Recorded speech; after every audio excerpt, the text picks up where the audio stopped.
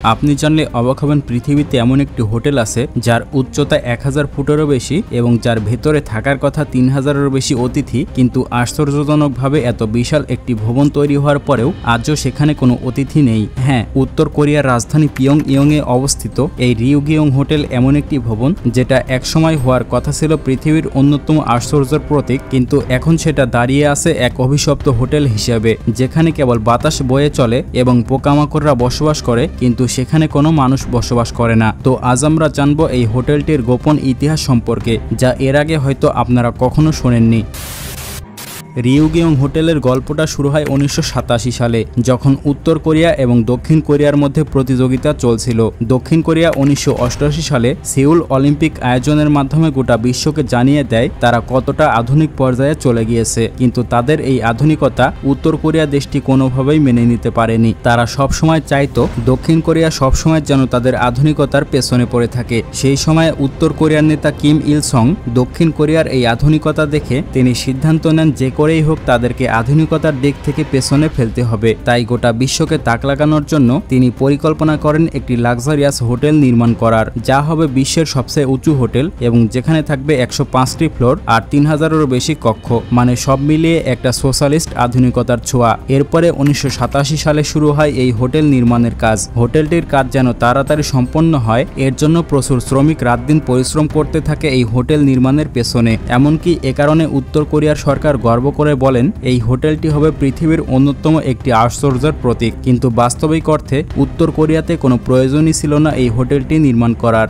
অথচ তা সত্ত্বেও দেশের প্রায় সকল অর্থ এই প্রকল্পটির পেছনে খরচ করা হয়। এই ভবনের কাজ এতটাই দ্রুত চলছিল যে মাত্র কিছুদিনের মধ্যেই এটি আকাশ ছুঁয়ে ফেলে এবং খুব দ্রুত হোটেলটির কাজ একেবারে সম্পন্ন হওয়ার পথে এগিয়ে যাচ্ছিল। কিন্তু হোটেলটি নির্মাণের পরপরই যেন সবকিছুই বদলে যায়। সময়টা আসে 1991 সাল, আর তখন সোভিয়েত ইউনিয়ন একেবারে ভেঙে পড়ে যায়, মানে বর্তমান রাশিয়া, যেটা সেই সময় ভেঙে চুরে কয়েকটি রাষ্ট্রে পরিণত হয়। আর এর ফলে উত্তর কোরিয়া দেশটি ভয়াবহ খাদ্য সংকট, জ্বালানি ঘাটতি এবং দারিদ্রতার মুখে পড়ে যায়, কারণ তাদের বেশিরভাগ অর্থই এই হোটেলটির পেছনে খরচ করে ফেলেছিল তারা। এমনকি এক পর্যায়ে এই হোটেলটির চলমান কাজও বন্ধ করে দিতে বাধ্য হয় সরকার। আর তখন পর্যন্ত ভবনের 80 থেকে 90% কাঠামো দাঁড়িয়ে গিয়েছিল, কিন্তু তার ভেতরে কোনো বিদ্যুৎ সংযোগ, পানি ব্যবস্থা বা ভেতরের ফিনিশিং শেষ হয়নি। এরপরে পরবর্তী 16 বছর ধরে হোটেলটি শহরের বুকেই এক পরিত্যক্ত ছায়া হয়ে দাঁড়িয়ে রয়েছে, কিন্তু পরবর্তীতে সরকার নিজেই এটাকে অস্বীকার করতে থাকে। তারা দাবি করে বসে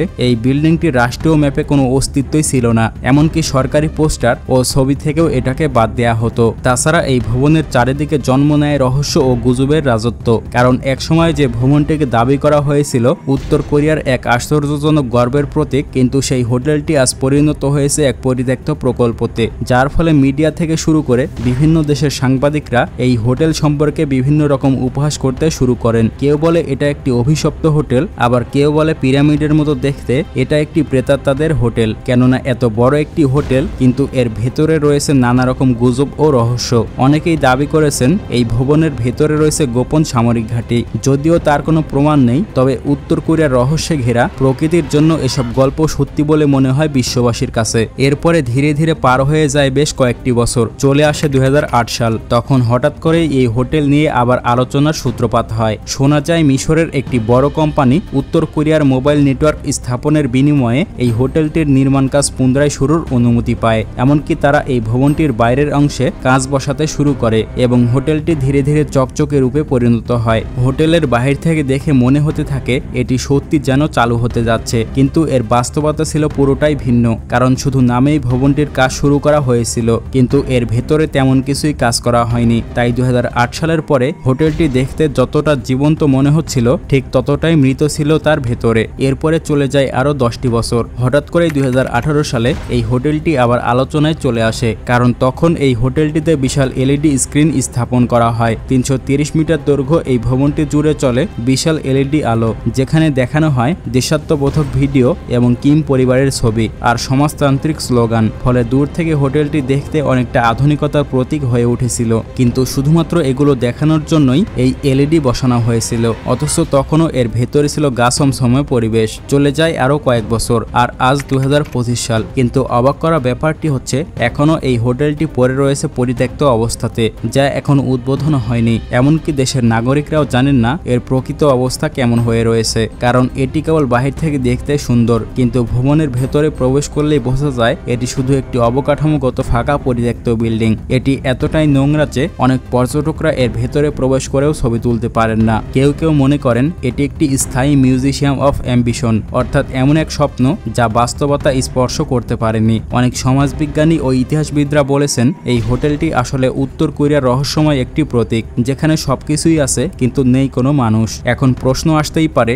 এত বড় পরিত্যক্ত ভবন যেটি কোনো কাজেই আসছে না, তাহলে সেটা কেন উত্তর কোরিয়া ভেঙে ফেলছে না? আসলে এর পেছনে রয়েছে কিছু বাস্তবতা। প্রথমত, এত বিশাল একটি কাঠামো ভেঙে ফেলার জন্য যে পরিমাণে প্রযুক্তি, অর্থ ও আন্তর্জাতিক সহায়তা দরকার তা উত্তর কোরিয়ার পক্ষে প্রায় অসম্ভব। দ্বিতীয়ত, এই হোটেলটি এখন এক প্রকার পাবলিক ফেস বা শহরের পরিচিত স্থান হয়ে উঠেছে, যেটা ভেঙে ফেললে আন্তর্জাতিকভাবে এটি একটি পরাজয়ের প্রতীক হয়ে উঠবে। তাই তারা এটিকে চালু না করলেও অন্তত বাইরের অংশ চকচকে কাচ দিয়ে দৃষ্টিনন্দন করে রেখেছে, যেন এটি একটি স্টেজ, মানে পর্দার বাইরেরটা রঙিন কিন্তু ভেতরে অন্ধকার। তৃতীয়ত, যদিও এটি পরিত্যক্ত হোটেল, তবুও এলইডি স্ক্রিনে কিম পরিবারের ছবি ও দেশের সাফল্য দেখানো হয়, যেখানে দেখা যাচ্ছে সবকিছুই যেন ঠিকঠাক রয়েছে। বর্তমান সময়ে এসে এটিকে অনেকে তুলনা করেন স্পেনের সিউদাদ রিয়াল এয়ারপোর্টের সঙ্গে, যেখানে বিশাল অর্থ বিনিয়োগ করেও এগুলো পড়ে রয়েছে পরিত্যক্ত অবস্থাতে। শুধুমাত্র রাজনৈতিক অহংকারের জন্যই এটি পড়ে রয়েছে একটি ঘোস্ট হোটেল হিসাবে। তবে আরেকটি অবাক করা বিষয় হচ্ছে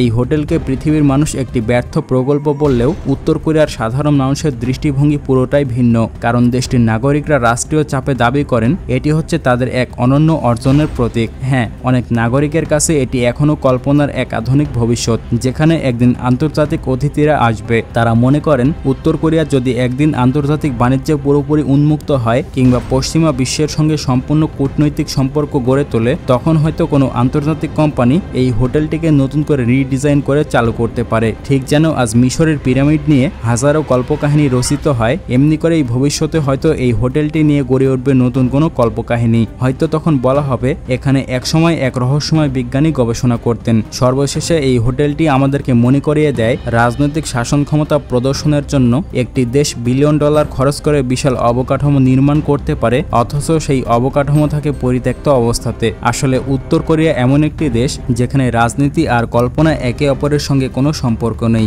এখানে যে সিদ্ধান্তগুলো নেওয়া হয় সেগুলোর পেছনে নেই কোনো যুক্তিযুক্ত কারণ, বরং এক ধরনের জেদ আর রাষ্ট্রীয় অহংকার কাজ করে তাদের মাঝে। তারা চায় গোটা বিশ্ব যেন তাদেরকে অবাক চোখে দেখে আর ভয় পায়। মূলত রিউগেয়ং হোটেলটি এরই একমাত্র উদাহরণ। উত্তর কোরিয়া সবসময় নিজেই নিজের মতো করে এগিয়ে চলে, কারণ উত্তর কোরিয়া সবসময় চায় বাহিরের দেশ যেন তাদের সম্পর্কে কোনো কিছুই না জানুক।